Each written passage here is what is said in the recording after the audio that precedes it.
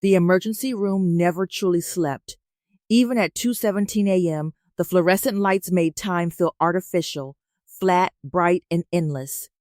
The air held a constant blend of disinfectant, latex, warm plastic, and something metallic that never left the trauma bays. Every few seconds, a monitor beep, a curtain ring sliding, the dull squeak of shoes crossing polished tile. The city outside was quiet. Inside the ER, it was a machine. Ambulance radios crackled in clipped tones. A triage nurse leaned over a chart, eyes red from hours without rest. A security guard stood near the entrance, pretending not to be afraid of the screaming man in the waiting area. Nurses moved fast, faces controlled, voices low. Everyone here had learned the same skill: not healing. Endurance. In Bay 3, Nurse Ethan Cole adjusted the IV line with 2 fingers. Precise. No wasted motion. The patient, a middle-aged man with a deep cut running along his forehead, kept flinching every time the antiseptic touched skin. "It burns," the man muttered. "It will for 10 seconds," Ethan replied, calm, matter of fact. "Then it will stop."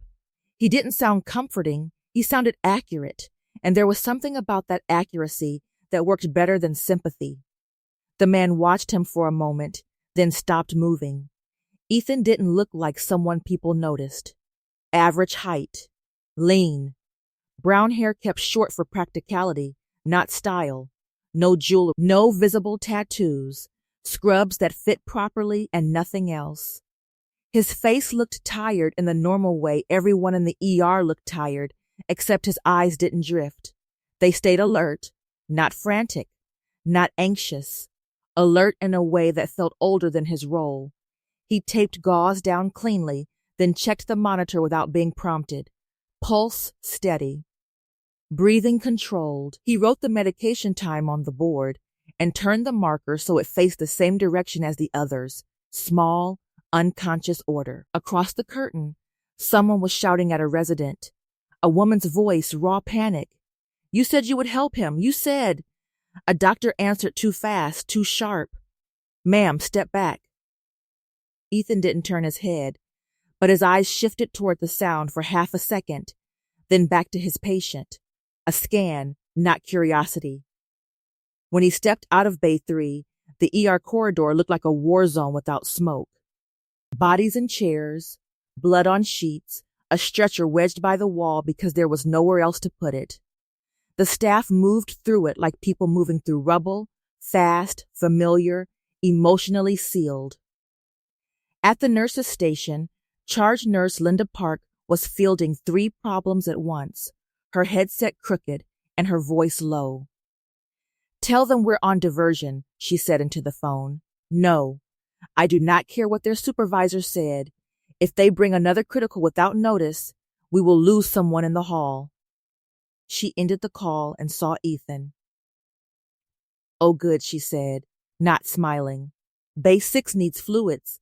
Bay 8 needs transport. And we've got a psych hole trying to leave through the staff exit." Ethan nodded once. No complaint. No reaction. Linda's eyes narrowed slightly. She was good at reading people. She'd been in emergency medicine long enough to smell weakness like smoke. Ethan didn't have it. "You good?" she asked, more out of habit than concern. "I'm good." "All right." And Ethan, she lowered her voice, "if security asks you to cover the front again, tell them no. You're nursing staff, not their bodyguard." Ethan didn't answer immediately. His eyes flicked toward the front entrance, glass doors, the waiting room beyond them, the security desk. "I understand," he said. But he did not say yes. He moved toward Bay 6, past the medication room, and adjusted his pace without thinking when a gurney came flying around the corner. He didn't freeze, didn't jump back. He pivoted smoothly, one foot behind the other, letting the stretcher pass without slowing it down. Like he'd practiced making space under pressure. The paramedic pushing it didn't even notice. But a resident did. Dr. Patel, first year, exhausted, half drowning in adrenaline, looked at Ethan as if Ethan had just done something impossible. "How did you?" Patel started. Ethan kept walking. "Don't stop the gurney," he said quietly. That was all. In Bay 6, he started a new line, watched the drip chamber settle, checked for infiltration. His hands didn't shake. His breathing stayed steady.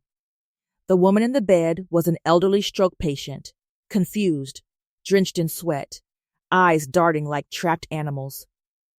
Ethan leaned in closer so his voice didn't become another threat in the room. "You're in the hospital," he told her. "You are safe. You're going to feel strange for a while. I need you to keep breathing." Her gaze locked onto his face, not because he was kind, because he sounded certain. She stopped pulling at the sheets. Outside, a siren in the distance rose and faded. The ER barely responded. Sirens were background music here. But Ethan's eyes lifted again toward the ambulance bay doors. A faint tension entered his posture. Not fear, awareness. He walked to the hallway corner near the entrance, where you could see both the waiting room and the double doors to the ambulance bay. He paused there for a moment like he was checking foot traffic. It looked normal, except it didn't. 2 security guards were talking near the entrance, too stiff, heads turning more than usual. One of them kept touching the radio on his shoulder like it was a lifeline. Ethan watched without staring. Then he stepped back into the flow of the ER like nothing had happened. Linda called after him. "Ethan, Bay 3 discharge paperwork." He lifted a hand slightly to signal he heard, then kept going. In the medication room, he pulled what he needed with quiet efficiency. But before he left, he stopped. Not at the drugs, at the wall. There was a tiny posted memo on the staff bulletin board. It was easy to ignore, buried beneath schedules and a missing stethoscope notice. Temporary access restriction, North Corridor. Authorization required. Ethan stared at it for 2 seconds. Then he took it down, not ripping it off dramatically, not angry, just removing it carefully like he didn't want anyone to know he had looked too closely. He folded it once and slipped it into his pocket. When he exited, the corridor sounded the same, but the air felt subtly different, like a room after someone lies in it. He walked back toward Bay 3, and as he passed the entrance again, the glass doors slid open. A gust of cold night air swept into the ER, sharp, clean, unnatural against the stale hospital smell. A man stepped inside wearing a jacket with no hospital branding. He didn't look like family, didn't look like a patient. He scanned the room like he was mapping it. Then he spoke quietly to security. Ethan saw the security guard stiffen even more, and for the first time all night, Ethan Cole stopped walking. His fingers tightened once at his side, small, controlled. Then he moved again, faster now, but not running. Not yet. The ER continued operating, unaware it was about to become something else. Ethan's face stayed calm, but his eyes were already somewhere ahead, already preparing, already counting exits. Because deep down, beneath the scrubs and the routine, he recognized the pattern of the night changing, and he knew what that kind of pattern usually brought with it. Something coming through those doors, not sick, not injured, not looking for help, looking for control. The man in the plain jacket didn't approach the triage desk like a normal visitor. He didn't ask where to sign in. He didn't fumble for a wallet. He didn't glance at the waiting room TVs or the vending machines. His eyes stayed on the staff, on where they stood, how they moved, which doors were controlled and which weren't. Security met him halfway. Ethan watched from the edge of the corridor, half covered by a wall-mounted sanitizer dispenser. He looked like he was simply waiting for a chart printer. Ordinary. Forgettable. The man leaned close to the security guard's ear and spoke low. The guard's posture changed in a single breath, shoulders straightening, chin lifting like he'd just been reminded of consequences. The guard nodded too quickly. Then he thumbed his radio. "Copy," he said, voice tight. "Understood." The man in the jacket didn't linger. He walked out as cleanly as he arrived. No drama, no raised voice, just an entry, a message, and an exit. But his effect stayed behind. Ethan turned away before anyone could notice he'd been watching. He moved toward the nurse's station with a steady pace, keeping his face neutral. In the ER, calm was currency. People could smell fear like blood. Linda Park caught him at the station, already in motion again, juggling charts. "Ethan." "Transport's backed up," she said. "Bay 8's going to sit for another hour." Ethan glanced at the tracking board. Names stacked like a collapse, patients waiting in hall beds, a blinking red alert on the incoming ambulance line. "Which one's Bay 8? He asked. Linda didn't look up. IMVA femur fracture. Stable. Just miserable. Ethan nodded, then lifted his gaze slightly toward the entrance. One of the security guards had moved closer to the staff-only hallway and now stood there like a barrier. Not casual, not leaning, stiff, as if someone had just warned him what failure looked like. Linda followed Ethan's line of sight and scoffed under her breath. "They're acting strange tonight," she said, "like we're about to get robbed." Ethan didn't answer. He turned back to the screen and began reviewing the next chart. But his attention wasn't on the numbers. It was on patterns. A nurse walked by with a trauma cart. Ethan watched the wheels. One of them wobbled slightly, enough to slow a sprint if the cart had to be moved quickly. No one else would have cared. Ethan stepped out, crouched in one smooth motion, and adjusted the wheel lock with a practiced twist. He didn't make it obvious. He didn't call anyone over. He just made it work. Then he stood and returned to the station as if he'd never left. A junior nurse, Sophia, looked at him with mild surprise. "You fixed that?" she asked. Ethan's eyes stayed on the board. It was loose. "How did you even notice?" He didn't respond, but the question stayed hanging in the air longer than it should have. Linda's phone rang again. She answered with an exhausted anger. "Yes, ER charge." Pause. Her brow tightened. "No, we have never done that before." Another pause. "Restricted corridor? You mean North Service Hall?" Ethan's eyes lifted instantly. Linda's voice dropped. "I don't care who signed it. Our North Hall is how we move patients to imaging. If you restrict it, you cripple us." The voice on the other end spoke longer this time. Linda's mouth tightened into a line. She looked at Ethan, finally seeing the seriousness in his eyes. "All right," she said coldly. "Fine. I heard you. I'll comply." She ended the call and exhaled through her nose like she was forcing herself to stay professional. "Hospital administration," she muttered. "Some emergency directive. They're telling us North Corridor is restricted until further notice." Ethan kept his face blank. But inside him, the room tightened, because he had already seen the memo. And he had already seen the man deliver a message like a threat. "Who authorized it?" Ethan asked. Linda shrugged. "Didn't say. Some external coordination." Their words.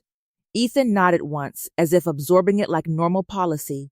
But it wasn't policy. It was a setup. His eyes moved, subtle, efficient, marking locations, entrances, exits, blind spots, the staff hallway door, the medicine room, the trauma bay double doors. Then he walked, not to Bay 8, to the North Corridor. He didn't ask permission. He just moved like someone checking a fire exit. As he approached the hallway, the security guard stepped forward to block him. "Sorry," the guard said. "Restricted access." Ethan stopped at a respectful distance. "I'm staff." "Restricted," the guard repeated, voice firmer. Ethan studied him. "The man's badge," said Vargas, hands sweating slightly at his sides. He was not trained for conflict. He was trained for presence. Ethan's tone stayed calm. Who told you to restrict it? Vargas glanced away, just a flicker, toward the front desk, toward someone unseen. Orders, he said. That's all I got. Ethan nodded. He didn't push. He didn't argue. He stepped back like a cooperative employee. And Vargas relaxed, just slightly. Ethan turned away and walked back toward the center of the ER. But as he moved, he slipped his hand into his pocket and touched the folded memo paper he'd taken earlier. His thumb smoothed it once, a private confirmation. Then he looked up at the ambulance bay doors again. The far siren sound returned, closer now, not one siren, multiple. And something about the timing felt wrong. The ER staff didn't notice yet. They kept working. They kept charting. They kept treating pain and nausea and fear like it was routine. But Ethan felt it in his chest like pressure shifting before a storm. The room was tightening, not from volume, from intent. He moved to the trauma supply cabinet and checked what was inside. Not like a nurse preparing for the next patient, like someone preparing for the next problem. And when Sophia walked by again, her arms full of linens, Ethan spoke quietly without looking at her. Sophia, he said. She paused. Yeah? If anything changes at the entrance, he said. Calm, you tell me first. Her brows pulled together. Why? Ethan finally looked at her, steady, level. Because tonight isn't normal, he said. Then he turned away before she could ask more. And outside, the sirens reached the hospital. The automatic doors did not open yet. But Ethan could already hear the next sound coming. Boots. Fast. In formation. Not rushing toward help. Moving toward control. The first ambulance didn't use its siren. It rolled into the bay quiet and fast, light still flashing, engine left running. That alone broke protocol. Sirens were warnings. Silence was intention. Ethan stood near the trauma desk when the bay doors opened. Cold air swept in again, sharper than before, carrying diesel and metal and something faintly acrid, burned fabric maybe. The smell of recent violence. The gurney came out hard and fast. A man lay strapped to it, mid-40s, muscular even through the blood-darkened uniform jacket. His left arm was soaked crimson from shoulder to elbow, pressure bandage already failing. His jaw was clenched tight, teeth bared, not from pain alone, but from effort. Staying conscious. Two men pushed the gurney. Not paramedics. They wore civilian clothes but moved like a unit. One kept a hand close to his waistband without realizing it. The other never took his eyes off the hallway ahead. Behind them came four more. Military police, weapons holstered but visible, radios live, eyes already separating the room into controllable pieces. Trauma team. Someone shouted. The ER snapped into motion. Doctors converged. Nurses cleared space. A trauma bay curtain was ripped open. Ethan moved with them, but slower, watching, counting. The man on the gurney coughed once, wet and sharp. Blood bubbled at his lips. He tried to lift his head. I need, his voice failed. He swallowed. Tried again. I need medical. An MP stepped in close, too close. Sir, remain still. The tone wasn't respectful. It was corrective. The gurney crossed the threshold into Trauma 1. The curtain started to close. Hold, one of the MPs said. The curtain froze halfway. Dr. Reyes, the attending, turned sharply. We're taking him in. Now? The MP didn't move. This individual is not cleared for treatment at this facility. The words landed wrong. The room went quiet. Not silent, but stunned. Machines still beeped. Oxygen still hissed. But the people stopped. Dr. Reyes stared. Say that again. He is not cleared, the MP repeated. We have orders to transfer immediately. Transfer? Reyes snapped. He'll bleed out in 10 minutes if you move him. That's not your call. Ethan felt the shift ripple through the ER like a tremor through glass. This wasn't confusion. This was a takeover. Linda Park appeared at Reyes's shoulder. You don't get to overrule medical necessity. The MP turned his head slowly toward her. His eyes were flat, trained. You don't get to interfere with a federal operation. The word federal landed heavy. Staff exchanged looks. Fear crept in, not panic yet, but the edge of it. Authority without explanation always carried teeth. The wounded man groaned. His hand twitched once, fingers curling like he was reaching for something that wasn't there. Ethan saw the wound clearly now. Entry high on the deltoid. Exit torn through the back. Not clean, not accidental. Combat injury. Ethan stepped closer, not forward but sideways, positioning himself near the monitors. He checked vitals quickly, blood pressure dropping, heart rate spiking. The man was compensating, but not for long. Dr. Reyes leaned in. We're starting fluids. Now. An MP moved to block the IV tray. That will delay extraction. Ethan spoke before he fully decided to. If you delay treatment, he said calmly, you don't extract anything. The MP looked at him for the first time. Really looked. Who are you? The MP asked. A nurse, Ethan replied. The MP's mouth twitched. Not a smile. Something colder. Then stay in your lane, Ethan nodded once, and stepped back. It looked like retreat, but it wasn't. It was calculation. The MP turned back to Reyes. You have 2 minutes. Then we move. Reyes opened his mouth to argue again. Ethan cut in softly. Doctor. Reyes glanced at him, irritation flashing, then something else. Trust, maybe. Or desperation. He's unstable, Ethan said, eyes on the monitor, not the MP. If you pull him now, you lose him in the hall. You won't get another chance. The MP scoffed. You don't know that. Ethan finally looked up. I do, he said.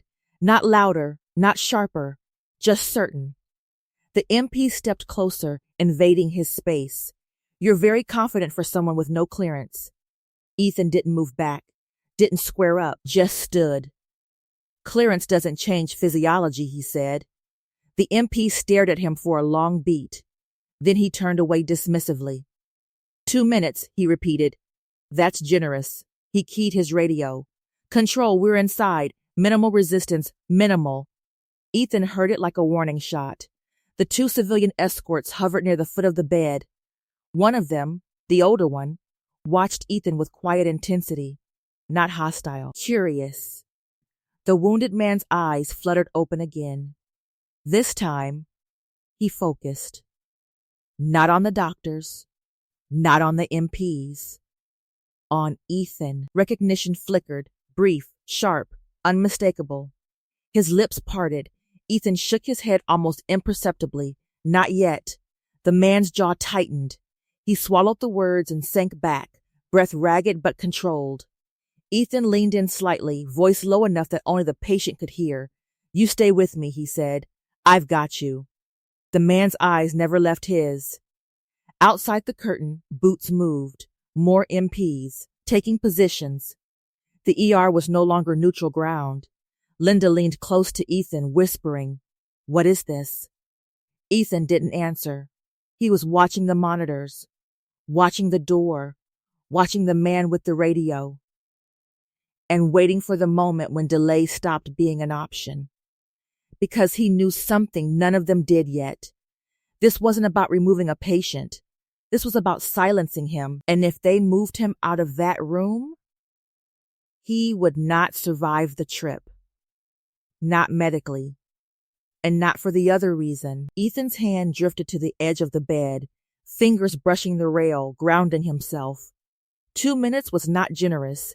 It was a deadline, and when it expired, this ER would either remain a hospital or become something else entirely. The trauma bay filled with the kind of controlled panic that looked like competence from the outside. Dr. Reyes worked fast, gloves snapping on, voice low, commands clean. 2 large bore IVs, type and cross, get me blood, now. His eyes flicked once to the MP blocking the equipment cart. Move. The MP did not move. He stood there like a wall with a badge. Linda Park stepped in. "Officer, you are obstructing critical care." The MP turned his head as if she were background noise. "I'm enforcing orders." Reyes's jaw clenched. "Your orders don't matter if he dies in my bay." "You have 2 minutes," the MP repeated, eyes hard. "Then he leaves." Alive or not, a line went quiet in the room. Not because they didn't hear him, because they did. Ethan watched Reyes for a half second, watched the doctor's mind hit a boundary. Reyes wasn't weak. He was just a physician. His authority ended at the edge of medicine. And on the other side of that edge stood weapons and paperwork. Reyes stepped forward anyway. "If you take him, you're killing him." The MP leaned slightly toward Reyes. "Then you should work faster." Reyes's hands curled into fists, but he controlled it. He was trained for emergency medicine, not confrontation with armed men. Linda tried another angle.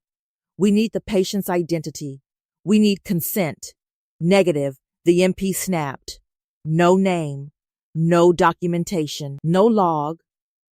That was when Ethan felt the final nail sink in. They weren't trying to move a patient through the system. They were trying to keep him out of it. Ethan moved to the far side of the bay, closer to the oxygen wall and the supply cabinet. From there, he could see the hall through the narrow gap in the curtain. He saw more boots. 4 additional MPs had staged outside the trauma bay. One held the curtain edge open just enough to keep eyes inside. Ethan's brain cataloged it automatically. Perimeter, control, extraction. This wasn't protection. It was containment. The wounded Marine commander, Ethan now had no doubt, shifted on the bed, resisting unconsciousness through will alone. His eyes searched, found Ethan again. His lips moved. Ethan leaned in close, pretending to adjust the pulse oximeter.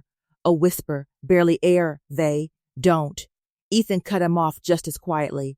"Do not speak." The commander's gaze sharpened with frustration. Ethan met it, steady, controlled. "Save your breath," Ethan said. "Let them underestimate you." The commander's nostrils flared once. Then he stilled, obeying. Not because Ethan sounded nice, because Ethan sounded like someone who had given orders in worse places. Across the room, the MP checked his watch and raised his voice deliberately so everyone could hear. 1 minute. Reyes turned toward Linda, voice urgent. "I need blood in this room." Linda shot toward the curtain, but an MP shifted to block her. "You're not leaving," he said. Linda froze, eyes blazing. "Excuse me?" "Orders. Everyone stays until extraction complete." The phrase hung in the air like smoke. Ethan saw the fear spreading now, quiet, subtle, but real. Nurses used to chaos couldn't handle a different kind, armed authority, unclear rules, no patient rights. Sophia stood at the doorway, holding a tray, her hands trembling slightly. Ethan caught her eye. He made a small motion with his left hand, downward, slow. "Breathe. Steady." She swallowed and steadied herself, still afraid, but functioning. Ethan's voice stayed low. "Sophia, get Dr. Patel out of the hallway." She blinked. "What?" Now, the firmness in Ethan's tone startled her into motion. She turned and slipped out through the opposite side of the bay, disappearing behind another curtain. The MP didn't notice, or didn't care. He was focused on Reyes. The clock hit the end of the minute. The MP stepped forward. Time. Reyes held his hands up, palms still bloody. "He's unstable." "I'm not done." The MP's gaze didn't change. "You are done." He turned to the MPs outside. "Move." 2 of them entered immediately, stepping into the trauma bay with practiced speed. One grabbed the IV pole and started pulling it. Reyes snapped. "Stop. You disconnect that and you drop his pressure." Ethan moved in instantly, hands on the pole before it tilted. He didn't fight the MP. He didn't yank it back. He simply stabilized it, so the extraction couldn't become a killing move. The MP saw Ethan's hands and laughed once, quietly. "Oh, look," he said, loud enough for the room. "The nurse wants to play hero." Ethan didn't respond. He repositioned the IV line with perfect control, preventing air entry, keeping flow steady. To anyone watching closely, it was clinical mastery. To the MP, it was disobedience. "You think you're in charge?" the MP said, leaning close. "You are not in charge." Ethan kept his face blank. "I'm keeping him alive. That is not your mission." Ethan's eyes lifted. That word, mission. The MP didn't even realize he'd revealed something. Reyes stepped in again, voice rising. "You can't just take him." The lead MP turned sharply and shoved Reyes back with one hand, not hard enough to injure, hard enough to humiliate. Reyes stumbled into the cabinet, catching himself, eyes wide with disbelief. That was the moment the ER staff truly understood. This was not negotiation. This was force. Linda lunged forward instinctively. Two nurses moved with her, but the MP's hands dropped to their holsters in warning. Everything froze. Ethan watched the commander's face, watched the man absorb the humiliation around him without speaking, eyes half-lidded but furious. Ethan leaned down close to the commander's ear. His voice was soft enough to be mistaken for comfort. "I'm going to stop this," he murmured. The commander's eyes opened wider. Ethan continued, calm. "But you have to let me." A single slow blink. Consent. Then Ethan straightened and looked at the lead MP. His face showed nothing, no anger, no ego, only an unreadable calm that didn't match the situation. The MP smirked. "You still think you matter?" Ethan didn't answer. Instead, he stepped back, hands open, like a compliant nurse who knew his place. The MPs began rolling the gurney toward the curtain. Extraction was happening, and the ER, powerless, watched the hospital become a corridor for someone else's operation. But Ethan's retreat wasn't surrender. It was a tactical decision, because if he stopped them now, it would be violent, it would be loud, and it would get the commander killed. So he let the gurney move. He let the MPs think they had won. And in that quiet moment, as they crossed the threshold, Ethan's eyes tracked their path like a map, and his mind began building the next step. The gurney rolled out of Trauma 1 like a prisoner being marched through a crowd. Two MPs at the sides, one at the head, one walking backward, eyes scanning. The lead MP moved ahead like a door kicker, clearing the corridor, pushing staff aside with authority he hadn't earned here. The wounded commander's IV pole rattled with every bump. Ethan walked alongside, but half a step behind, exactly where an ordinary nurse would be. Not blocking, not challenging, just supporting transport. To anyone watching, it looked like compliance. To Ethan, it was positioning. He kept one hand lightly on the IV pole, fingers steady on the line's tension so it wouldn't snag. He tracked the commander's vitals on the portable monitor without appearing to. Heart rate high, pressure low. Still falling. They had maybe 8 minutes before shock turned irreversible. The lead MP barked, "Clear the hall." Two nurses flattened against the wall. A resident froze with a clipboard clutched to his chest. Even the security guard Vargas stepped aside, eyes wide, confused about whether he should help or stay out of the way. Linda Park appeared in the corridor, trying to push forward. "Where are you taking him?" The MP didn't slow. "Not your concern. It's my patient." "No," the MP said coldly. "He's government property." That was when Ethan heard it again, words that didn't belong in a hospital. Property, extraction, mission. The commander's eyes flickered open. His gaze found Ethan instantly. He tried to speak. Ethan leaned in close, pretending to adjust the oxygen mask. "Not yet," Ethan whispered. "Save it." The commander swallowed, jaw clenching as if he hated being silent. But he obeyed again. That obedience wasn't blind. It was the kind you gave someone you trusted in the dark. They reached the junction where the corridor split. Left went to imaging. Right went to the North Service Hall, now restricted. The lead MP turned right without hesitation. That wrong turn tightened something in Ethan's chest. Because that hall didn't go to IQ. It didn't go to surgery. It went to loading access, to back doors, to places where paperwork didn't follow. Ethan slowed half a step, eyes flicking toward the security camera mounted in the corner. It faced the main hall, not the service corridor. A blind spot by design. The lead MP pointed at Vargas. Open it. Vargas hesitated. Sir, this hall is. Open it, the MP repeated, voice sharper. Vargas glanced at Ethan, almost pleading without meaning to. Ethan met his eyes briefly, then nodded once. Not permission, not reassurance, just an instruction. Do it. Vargas swallowed and keyed the door. The group disappeared into the North Service corridor, and the ER noise dulled behind them. Here the lighting was harsher, the air cooler, the hallway narrower and lined with supply closets and utility panels. No patients here, no families, no witnesses. Perfect. The lead MP turned his head slightly, watching staff reaction. His smirk returned. He felt the control now, felt himself above the hospital. Keep moving, he said. Ethan moved, but while he walked, his mind worked faster than his feet. No direct confrontation here. Not yet.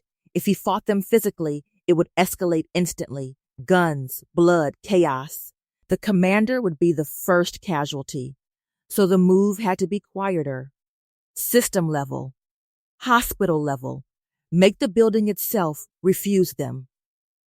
Halfway down the hall, Ethan spotted a red wall panel, emergency lockdown switch for the corridor sections. It was meant for fire incidents and active threats. It sealed doors automatically, cut access routes, and required admin override. Ethan had used it once before, years ago, when a violent domestic abuser tried to reach his wife in the ER. He remembered how the hospital changed when you pulled that lever. It turned hallways into compartments. It forced everyone to choose sides.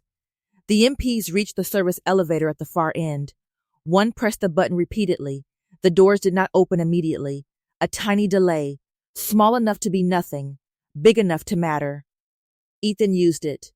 He stepped forward, voice calm, neutral. He can't go down that way. The lead MP turned sharply. What? That elevator doesn't have a trauma-rated power backup. If it stalls, Ethan nodded at the commander's monitor. He dies. The MP's eyes narrowed. You're stalling. Ethan didn't deny it. He didn't argue. He simply lifted the IV line slightly so the MP could see the blood backing up in the tube. This isn't opinion, Ethan said. It's physiology.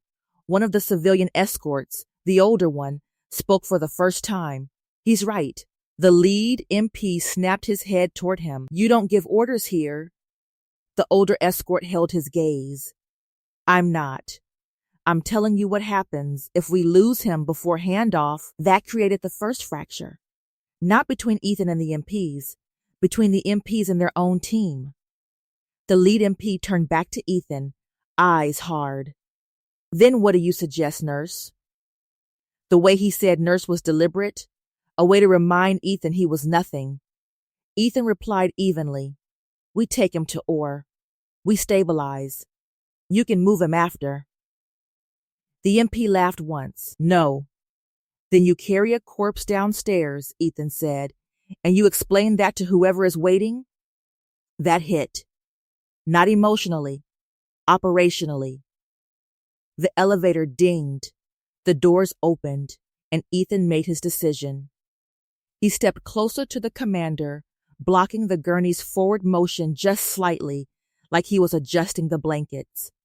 His left hand slid down the rail, casual. His right hand reached toward the commander's wrist, again casual, as if checking pulse. But his thumb tapped twice against the commander's skin. A signal. The commander's eyelids fluttered. He understood. Ethan leaned close, lips near the oxygen mask. "You remember the drill," Ethan whispered. The commander's breathing changed subtly, controlled, deliberate. Then Ethan straightened and turned to the lead MP. "Still calm, still quiet. No one has to get hurt," Ethan said. The MP's face tightened. "You think you're negotiating?" Ethan shook his head slowly. "No," he said, "I'm giving you a chance." The lead MP stepped forward aggressively, finger pointed at Ethan's chest. "You're a nurse. You don't threaten me." Ethan didn't flinch. He let the finger press into his scrubs. He let the MP feel power. Then Ethan's eyes flicked, once to the wall panel, and without looking at it again, without changing expression, he shifted his body half an inch and reached back with his left hand. His fingers wrapped the emergency switch handle. The MP didn't notice. He was too busy enjoying dominance. Ethan pulled. The sound was not loud, just a sharp mechanical click, then a distant thud as corridor doors slammed shut at both ends. Red lights above the ceiling panels began to flash. A calm, automated voice filled the hallway. Security lockdown activated. Restricted access. All doors sealed. The MPs froze. The civilian escort snapped their heads around. The lead MP spun toward the nearest exit door and yanked the handle. Locked. He tried again harder. Still locked. Panic flickered across his face for the first time. Ethan stayed still, one hand resting on the gurney rail, the other relaxed at his side. Not triumphant, not excited, simply in control. And as the flashing red light washed over his face, Ethan looked directly at the lead MP and spoke in the same restrained tone he used with patience. "Now," he said quietly, "we do this my way." For half a second, no one moved. The North Service corridor pulsed under red emergency lights, turning white walls into something harsh and unreal. The lockdown announcement repeated in the same calm voice, indifferent to the tension it had created. Restricted access. All doors sealed. The lead MP's hand remained on the locked door handle as if he could force it to change reality. He tried again, shoulder checking the door now. Nothing. Metal frame. Reinforced lock. Hospital engineering didn't care about his badge. He turned back sharply, eyes scanning the corridor, then landing on Ethan. "What did you do?" the MP demanded. Ethan didn't answer immediately. He leaned slightly toward the portable monitor, adjusted the commander's blood pressure cuff, small actions that looked like routine, but the movements weren't for show. They were for control. The commander's numbers had dipped again. Blood pressure now at a line that made time measurable. Ethan looked up. "I activated hospital security protocol." The MP's jaw flexed. "You can't do that, I just did." One of the other MPs stepped closer, hand hovering near his holster. "Disengage it." Ethan's gaze shifted to the man's hand, just for a moment, then back to his face. "You draw that weapon," Ethan said, voice low, "and you create an active threat inside a hospital. Everything will lock. SWAT will roll. Your whole operation becomes public in 10 minutes. He didn't sound like he was warning them. He sounded like he was describing a procedure. The MP hesitated, not because he was afraid of Ethan, because Ethan was right. The civilian escorts exchanged quick looks. The older one's eyes stayed fixed on Ethan now, not curious anymore. Measuring. The lead MP's voice rose slightly, fighting to regain dominance. "We have authorization to remove that man." Ethan nodded once. "Then stabilize him and remove him properly." The lead MP took a step forward. "You think you're in control because you pulled a lever?" Ethan didn't move. He didn't stiffen. He simply waited, the way experienced people waited when others were posturing. Then he spoke softly. "You're in a sealed corridor with no camera coverage. Your subject is unstable. Your chain of custody is compromised, and your team is split." The lead MP's eyes narrowed. "What are you talking about?" Ethan's gaze flicked to the escort team. They know it too. The older escort didn't deny it. His silence was confirmation. The lead MP pointed a finger at Ethan. You're overstepping. You are a nurse. You do not have the authority. Ethan interrupted with a single sentence, quiet but cutting. You don't have the authority to stop him from bleeding. That landed on the simplest truth in the corridor. The commander coughed, a wet sound through the oxygen mask. His body shifted, fighting shock with sheer will. His eyelids fluttered, half conscious, but present. The younger escort swore under his breath. He's dropping again. The lead MP snapped at him. Keep him alive. The younger escort looked at Ethan instinctively, because Ethan was the only one here who could. Ethan moved immediately, not dramatic, not rushed. He adjusted the IV flow, checked the dressing, pressed his fingers at the wound site just long enough to confirm it was still bleeding internally. He looked at the lead MP. If you care about mission success, you take him back to Trauma 1. Now? The lead MP's face hardened. He was trapped between two disasters, losing control or losing the asset. He didn't answer. Instead, he raised his radio. Control, he said, voice sharp, trying to sound stable. We have an unexpected lockdown in North Corridor. Need override. Now, static. Then a response. Quiet. Strained. Stand by.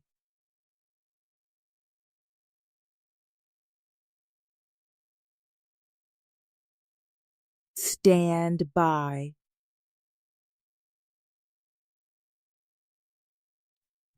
The lead MP stared at the radio like it had insulted him. Ethan felt the shift. Whoever was on the other end of that channel wasn't surprised. They were calculating. And that meant something else was moving. The lead MP turned toward Ethan again. You did this. You will reverse it, or you will be detained. Ethan finally stepped closer, not invading space, just enough to make the lead MP feel the weight of him. No, Ethan said. You will listen. The lead MP's eyes flared. I'm not taking orders from hospital staff. Ethan held his gaze steadily. And yet Ethan replied, You're trapped in my corridor. Silence again. The commander's eyes opened wider. He watched Ethan with a flicker of something like grim approval. Then something changed in the hallway. Not loud, not obvious, but Ethan felt it like a shift in pressure.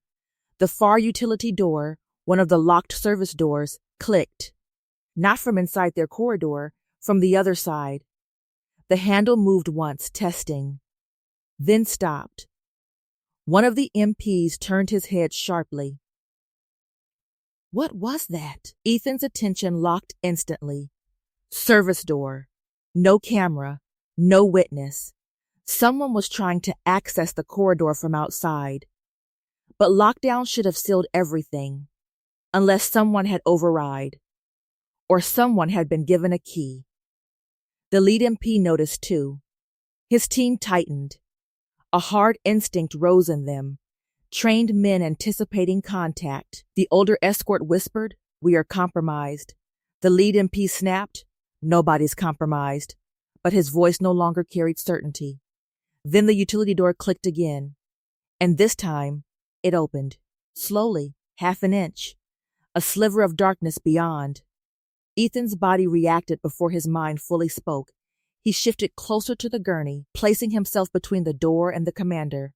Not heroic, not theatrical, just correct. His left hand settled on the gurney rail, steadying it. His right hand slid to his pocket, not for a weapon, for the folded memo. A reminder, temporary access restriction, North Corridor, authorization required. This wasn't random. This corridor had been chosen. They had planned to isolate him here, planned to take him where no one could help. Now someone was coming to finish it. A figure stepped through the doorway, not uniformed, dressed like hospital maintenance, dark work pants, reflective striping on the jacket, a cap pulled low, tool belt at the waist. At first glance, harmless, but Ethan watched the hands.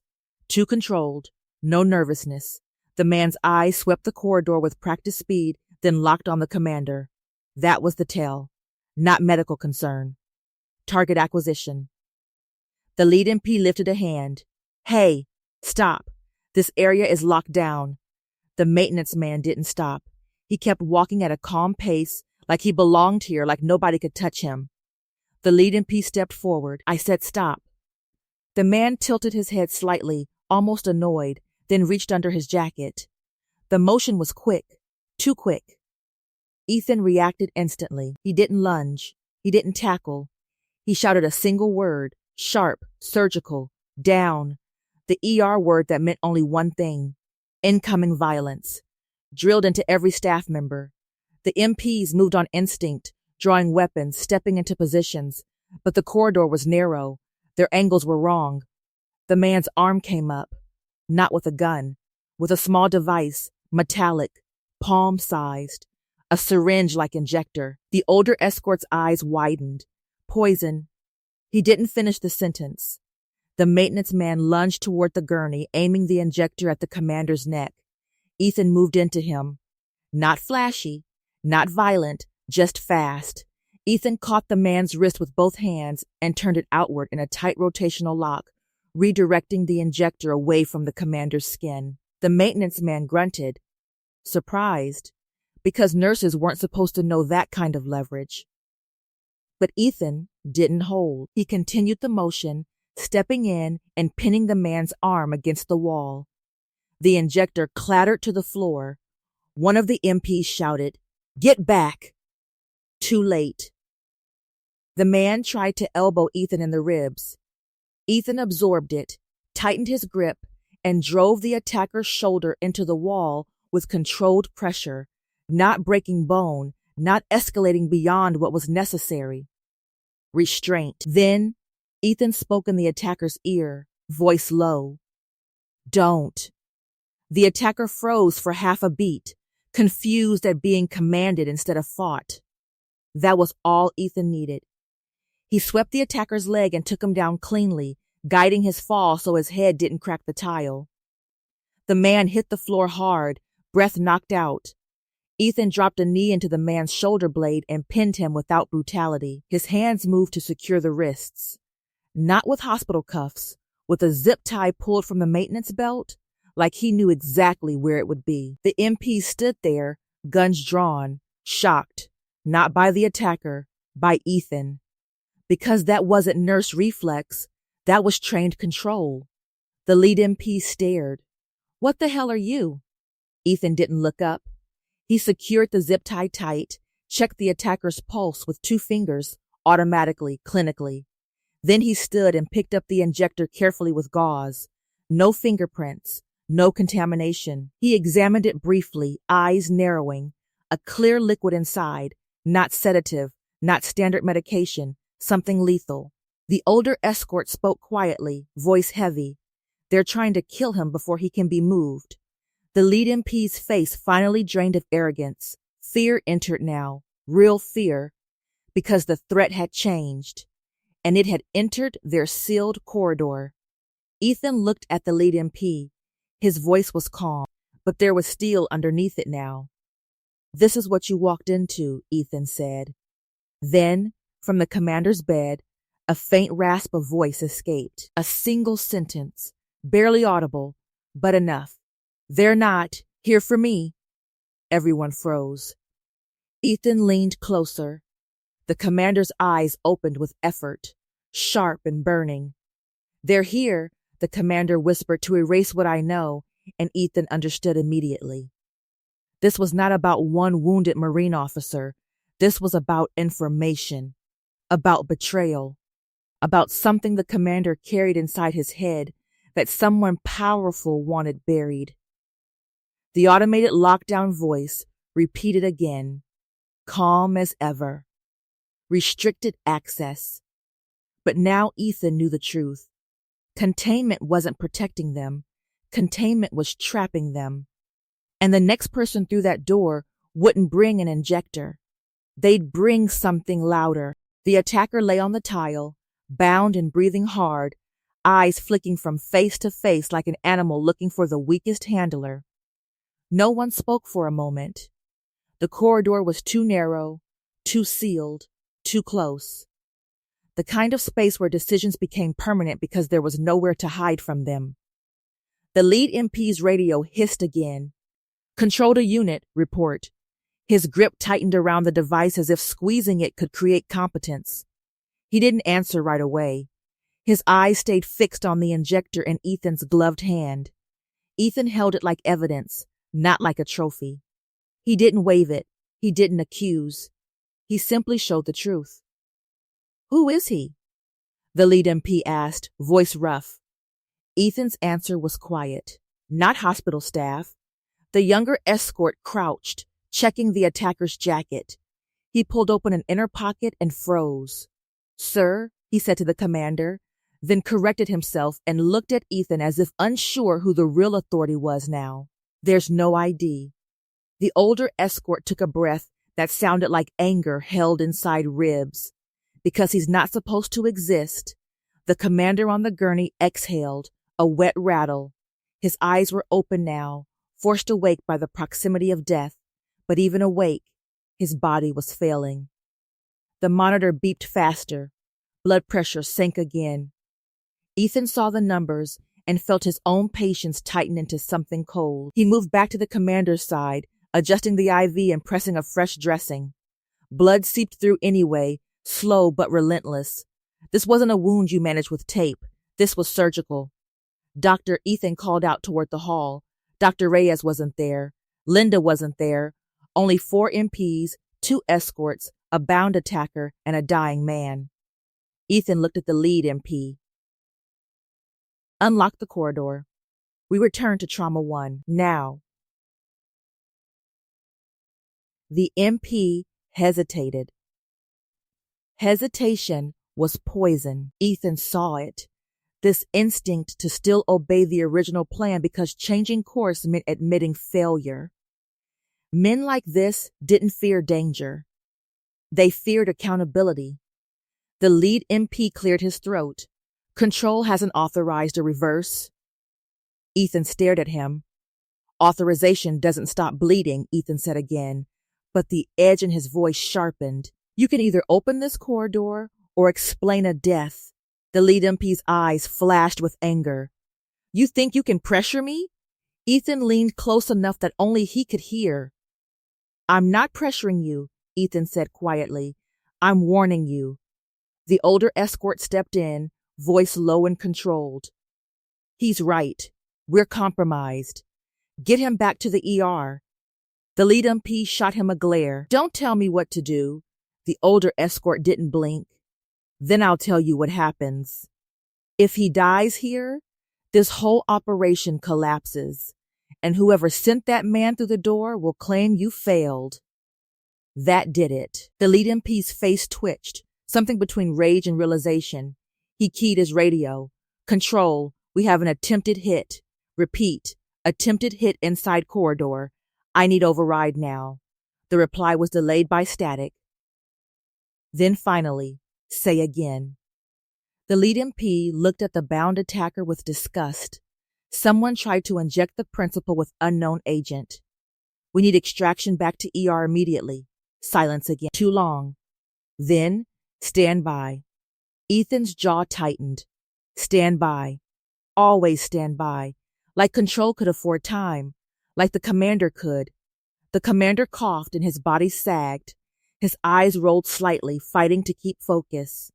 Ethan felt the line approaching, medical point of no return, and that was when the moral weight hit him fully, because Ethan knew what the next step required. If he forced the return to the ER and fought Control, he would burn his anonymity to ash. There would be cameras, reports, questions, investigations. The people here would start talking. They would pull his employment history. They would find the missing years. They would find the classified pieces that were supposed to stay buried. And for Ethan, buried had been the whole point. He had chosen this life.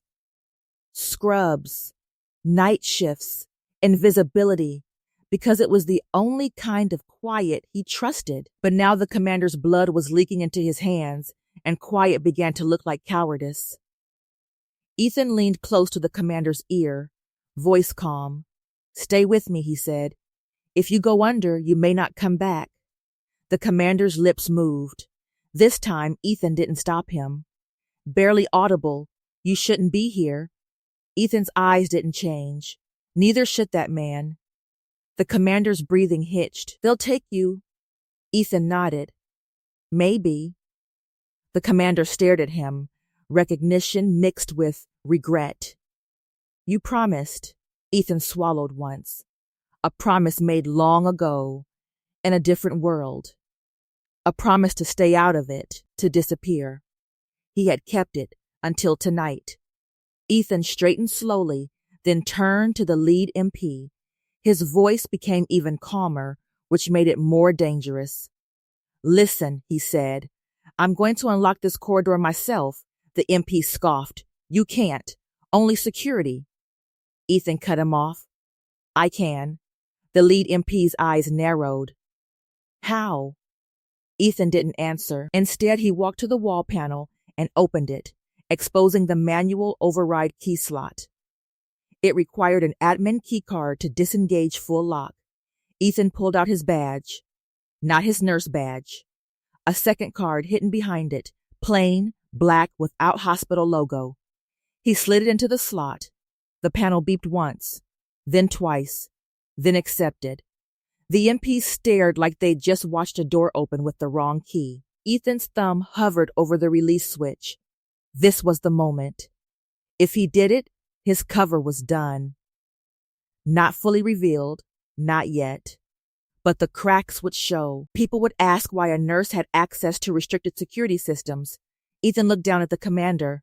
The man's eyes were still open, but dimmer now, waiting, needing. Ethan pressed the switch.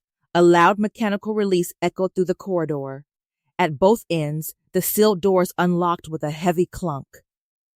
The red lights continued flashing, but the corridor was no longer a trap. The lead MP's face hardened. "Who are you?" Ethan turned toward him, expression restrained. "No one," he said. "Move the gurney." They pushed fast now, wheeling the commander back toward Trauma 1. As they approached the main corridor, the hospital sound returned, beeping, voices, footsteps, like surf crashing in. Linda Park saw them and froze. Her eyes widened when she noticed the MP's weapons out, the bound attacker being dragged behind, the commander's condition worse. "What happened?" she demanded. Ethan didn't slow. "Get blood.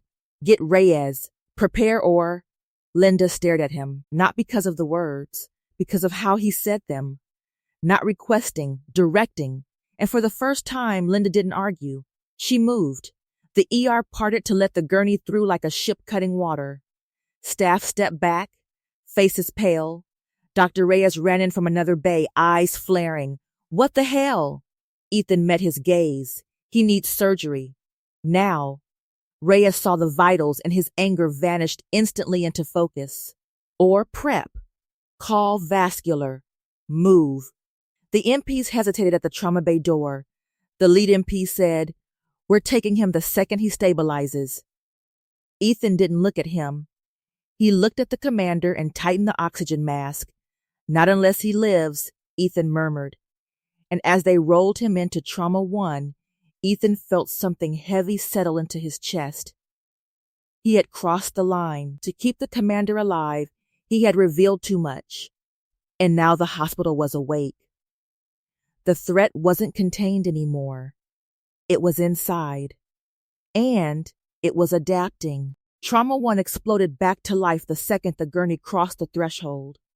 The calm rhythm of the ER shattered into pure urgency, staff moving like a practiced swarm, voices sharp and precise. Pressure's tanking. "Get blood in now. Where's vascular?" Bag him, now." Dr. Reyes climbed into the bay like a man stepping back into his element. His earlier anger had burned away into something cleaner, competence under fire. He looked once at the MPs, their guns still visible, their eyes hard. Then he ignored them. Medicine didn't care about rank. Ethan, Reyes snapped, manual pressure, don't let go. Ethan's hands went to the wound site immediately. He braced and pressed, hard, calculated, just enough to slow the bleed without crushing tissue. The commander's skin had lost color. His lips were faintly blue, but his eyes were still open, focused on Ethan with a stubborn, furious refusal to die. Ethan leaned closer. Stay with me, he said quietly. The commander's gaze didn't drift. He gave a small nod, almost imperceptible.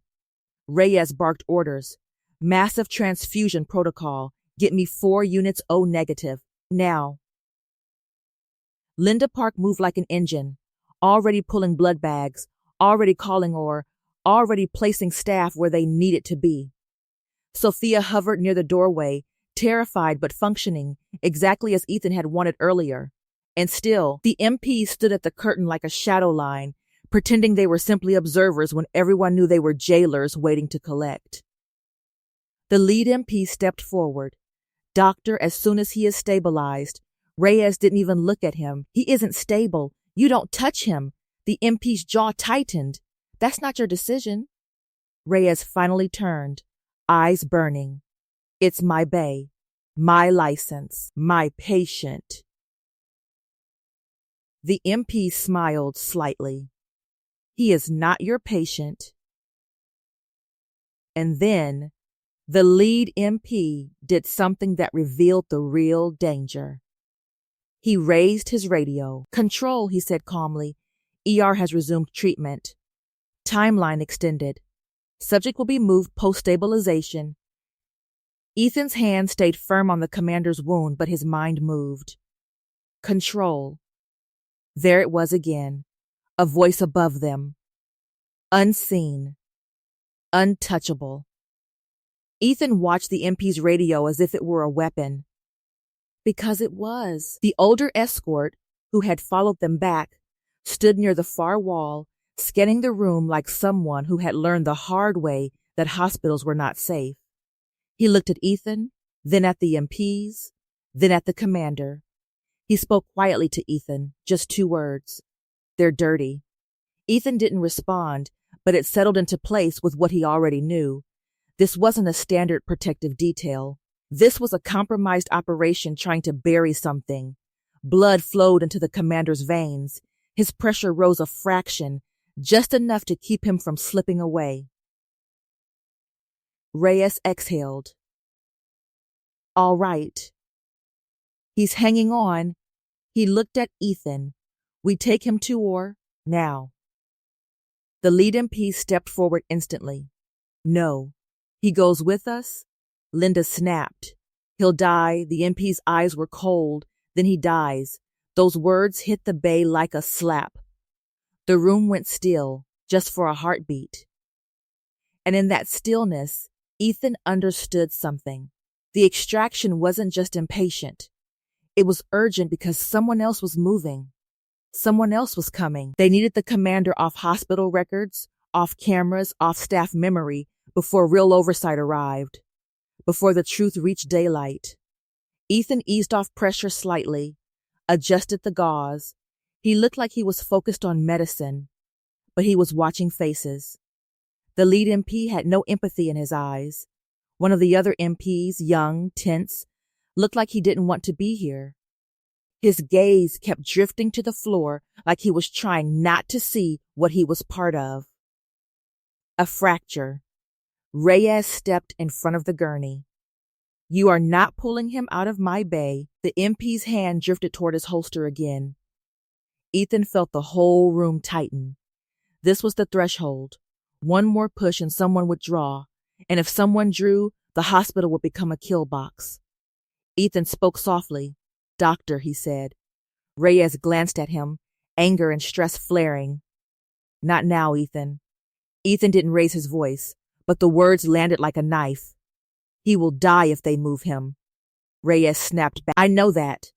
Ethan's gaze flicked to the MP. They know it too. The lead MP took another step. Final warning. Ethan looked at the commander. The commander was barely conscious now, but his eyes moved again, fixing on Ethan like he was clinging to the only stable object in the room. His lips parted. Air. No sound. Ethan leaned in. The commander whispered, so faint it was almost breath. Say it. Ethan's chest tightened. The call sign. The one thing that would change everything. The one thing Ethan had been avoiding because it wasn't just a word. It was a door. Say it, and he was no longer Nurse Ethan Cole. Say it, and the past returned with paperwork, command structures, questions that didn't stop. Say it, and the ER became a scene. Ethan looked at the commander and saw the reality. If he did not say it, the commander would leave this room and vanish, and whatever he knew would vanish with him. Ethan lifted his head and turned toward the MPs. His hands remained bloody. His posture stayed calm. He didn't step forward aggressively. He simply spoke, not loud, not dramatic, a single phrase, a call sign, spoken like he'd used it 1,000 times. Raven 6? The words hit the room like a switch. The commander's eyes flared open for a second, sharper than they'd been all night. The older escort stiffened like he'd been shocked. The younger escort's mouth opened slightly. Even the young MP at the side reacted, his eyes widening as if he had just heard something he wasn't supposed to hear. The lead MP froze, not because he understood the call sign, because he recognized the effect it had. Ethan continued, voice steady, controlled. Raven 6 is not leaving this hospital unstable. The lead MP's face tightened. What did you just say? Ethan didn't repeat it. He turned his head slightly toward the older escort. The older escort stepped forward, eyes fixed on Ethan now with something heavy, recognition mixed with disbelief. He spoke quietly, but it carried. Only one man calls him that, the escort said.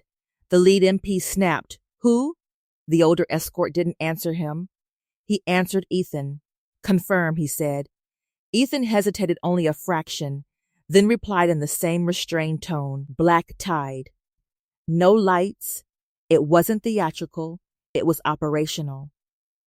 A simple confirmation phrase from a world the ER didn't know existed. The older escort's face changed completely. His shoulders dropped, just slightly, as if something inside him finally settled.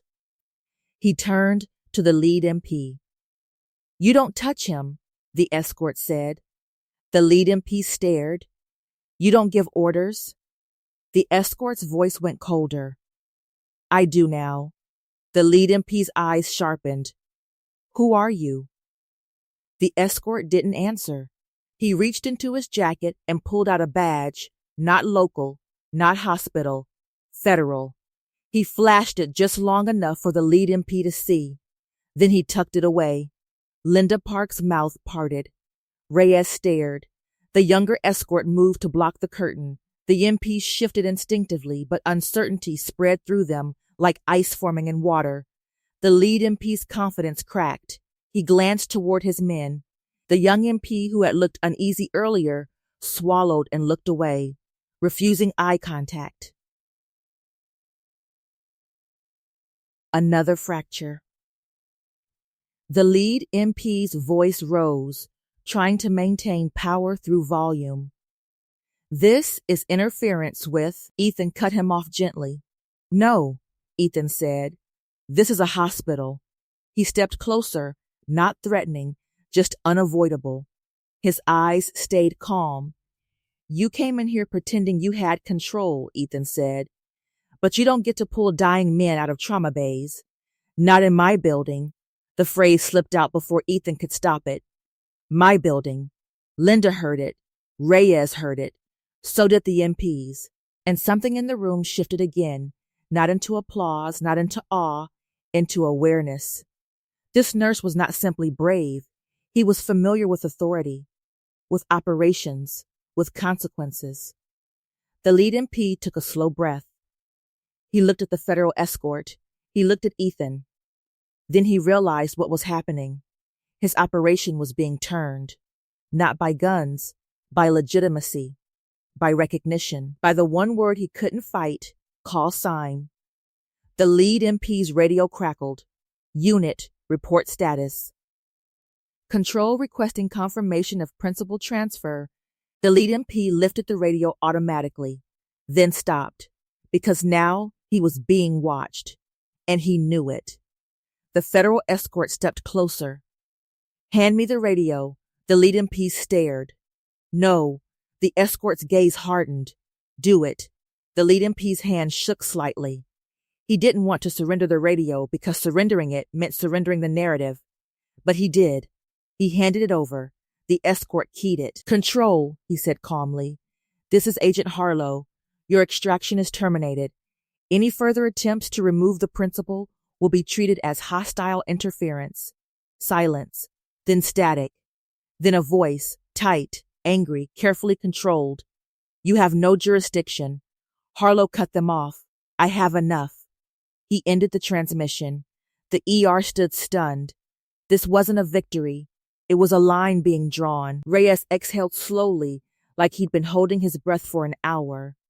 He looked at Ethan. Who the hell are you? Reyes whispered. Ethan didn't answer. He reached back to the commander's wound and checked pressure again, as if nothing had happened. Because for Ethan, this was the rule. You do not celebrate while blood is still spilling. Linda leaned in close, voice low. Ethan, what did you just do? Ethan met her eyes, and for the first time, his calm carried a quiet sadness. I saved time, he said. Then he turned to Reyes. Take him to Orr, Ethan said. Reyes nodded once. Move. The gurney rolled. This time, nobody tried to stop it, but as they moved toward surgery, Ethan felt it clearly. The call sign had changed the game, and now the people behind control would not simply walk away. They had lost inside a hospital, and men like that did not forgive. They retaliated. Quietly. Precisely. Soon, the door swallowed the commander like the mouth of a machine. Bright surgical light spilled briefly into the hall, then vanished as the door swung shut. The last thing visible was the commander's face, ashen, but conscious just enough to lock eyes with Ethan one more time. Not gratitude, not relief, a warning. Then the door sealed. The hallway outside surgery felt different from the ER. Quieter, cleaner, the air cold, the stakes somehow heavier because the chaos had been contained behind sterile walls. Ethan stood still with blood drying on his gloves. Agent Harlow, now unmistakably in charge, moved with the same restrained urgency. He didn't bark orders like the MPs had. He spoke in low, efficient sentences that made people move without realizing they were obeying. He nodded at two of his escort men. Secure the Orr corridor. Nobody in without my approval. They moved immediately. Two MPs started to follow, instinctively trying to reclaim authority. Harlow's head turned slightly. No, just one word. The MPs stopped like they'd hit a wire. The lead MP was still in the hallway, face stiff, eyes burning with humiliated anger. He looked at Harlow, then at Ethan, like he was trying to decide which one he hated more. Linda Park stepped out from the ER corridor, breathing hard. She looked between the armed men and the surgery doors, her face pale with controlled fury. What is happening in my hospital? She demanded. Harlow raised one hand, calm. Ma'am, we're handling it. Linda's eyes narrowed. I don't care who you are. You do not handle anything in here without medical leadership. Harlow didn't argue. He simply turned his head toward Ethan. That one small gesture landed like a stone in the hallway. Linda noticed it. So did the MPs. Dr. Reyes emerged a moment later, hands now scrubbed, eyes focused. He's in surgery. Vascular has him. If they control the bleed, we'll have a chance. Reyes looked at Ethan and lowered his voice. You coming in? Ethan shook his head. You've got it. Reyes hesitated, searching Ethan's face like he wanted to ask the question he'd been holding back since the corridor. But he didn't. Not yet. He nodded and walked back into the OR. The door shut again. The next hour moved like a slow drowning. Ethan stood in the corridor, not pacing, not restless. His eyes stayed on entrances, cameras, staff movement. He saw how quickly a hospital adapted, how quickly the building accepted armed men when nobody had the authority to push back. A janitor pushed a mop bucket past and stared at the MPs like they were ghosts. A respiratory therapist walked by, stopped, then turned around and went the other way. Fear traveled quietly here. Harlow stepped toward Ethan. "Thank you," he said. Ethan didn't respond. Harlow studied him. "You did not have to get involved." Ethan's gaze stayed on the corridor. "He would have died. That isn't why you got involved," Harlow said, softly. Ethan finally looked at him. Harlow's eyes weren't hostile. They were professional. The kind of gaze that could keep a secret without pretending it didn't exist. "What do you want?" Ethan asked. Harlow lowered his voice. "I want the truth. You know the call sign. You know the response phrase. And you knew enough to disable a corridor and stop an assassin?" Ethan didn't deny any of it. Harlow continued. "Those MPs weren't ours. They were an inserted team. Somebody fed them access and tried to remove Raven 6 under the cover of medical transfer." Ethan's jaw tightened. "And your control?" Harlow's face hardened. "Compromised. That is what we suspect." That word suspect didn't fit with what Ethan had just seen. Ethan heard certainty behind it. Linda Park interrupted, stepping closer, voice sharper now. "Ethan, I'm not leaving until I know what you are." The sentence hit harder because it was personal. Linda had worked with him. She had joked with him at 4 a.m. over cold coffee. She had trusted him with staff and patience. Now she was looking at him like he was a stranger wearing a familiar face. Ethan didn't flinch. He turned toward her, calm. "I'm a nurse," he said. Linda stared. "No, not like that." Ethan met her eyes. "You want me to say something else?" he said quietly. "But if I do, I put you in the middle of it." Linda's breath caught, because she understood what that meant. Harlow stepped in gently, not threatening, but firm. "Miss Park, for your safety, you should return to the ER." Linda didn't move. "This is my hospital," Harlow nodded. "Which is why I'm asking you, not ordering you." That difference mattered. Linda's eyes moved between them, realization deepening. Slowly, she stepped back, not defeated, protective of her staff. She spoke to Ethan before she left. "Whatever you are, don't bring fire into my ER." Ethan's face stayed controlled, but his voice softened just slightly. "I'm trying not to." Linda walked away. The lead MP watched her go, then leaned closer to Ethan, voice low and poisonous. "This isn't over," he said. Ethan didn't respond. The lead MP continued. "You embarrassed me in front of my men. You compromised federal work. You will pay for it." Harlow stepped between them instantly, posture hardening. "Back away." The lead MP laughed quietly. "Who's going to stop me?"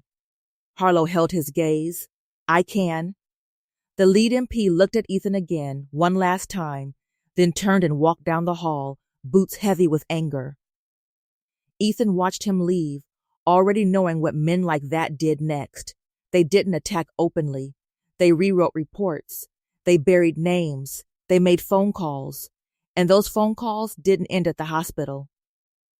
Harlow spoke again, voice low. "He'll file something on you." Ethan nodded. "I know." Harlow's expression tightened.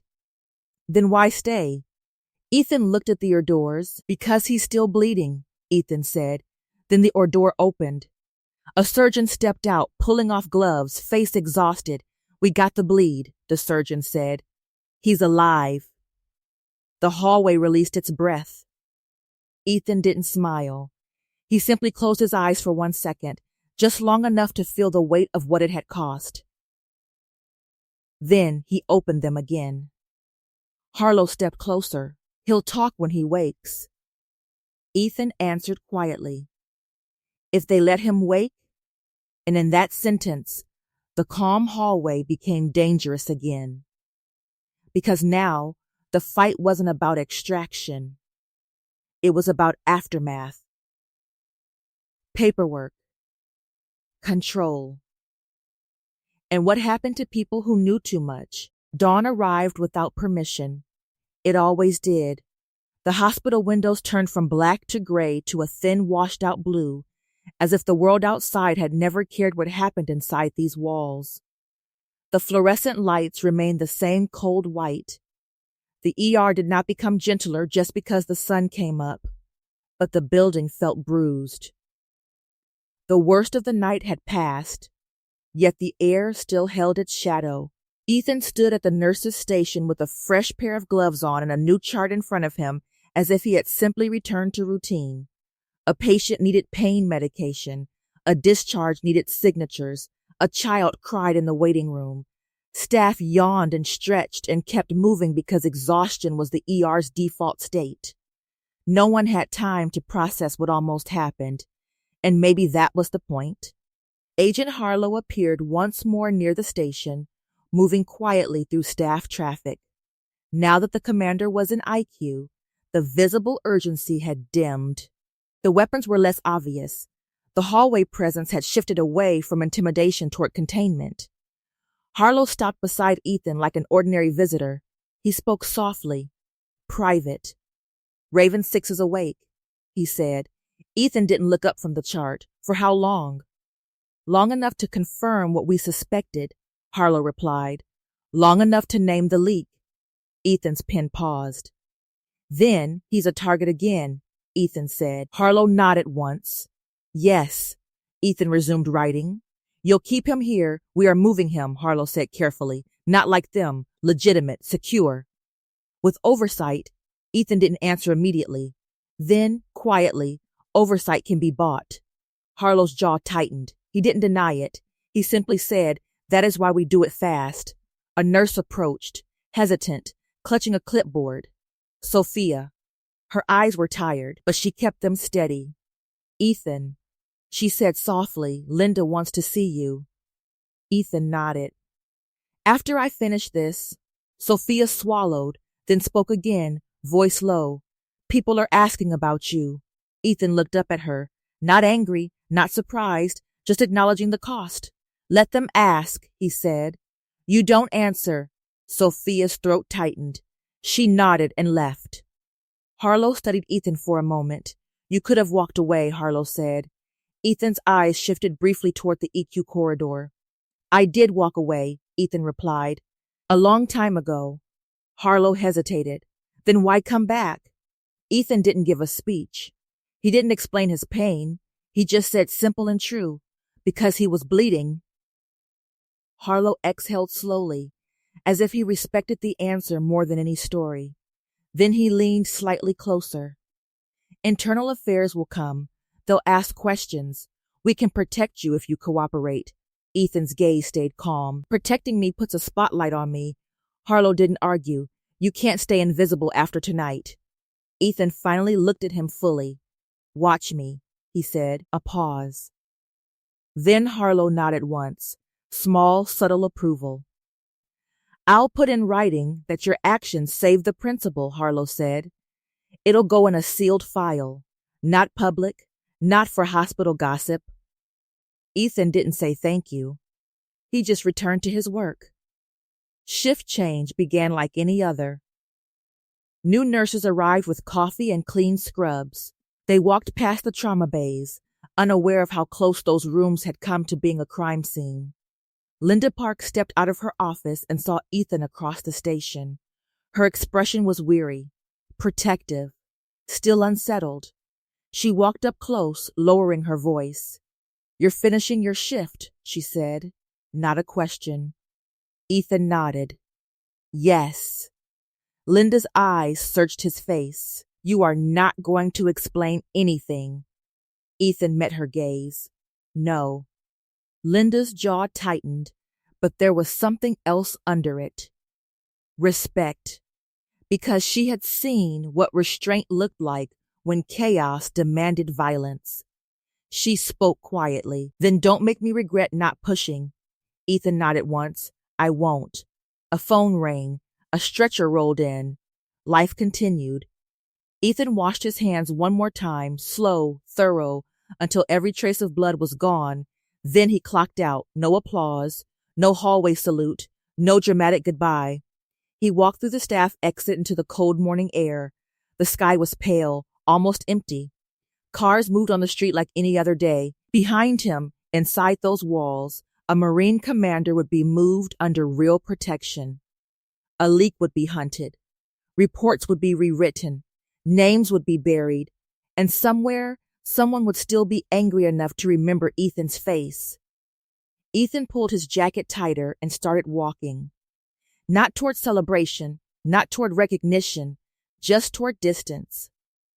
Because the only reward he ever wanted was simple. He kept a man alive. And no one in that hospital would ever fully understand what it cost.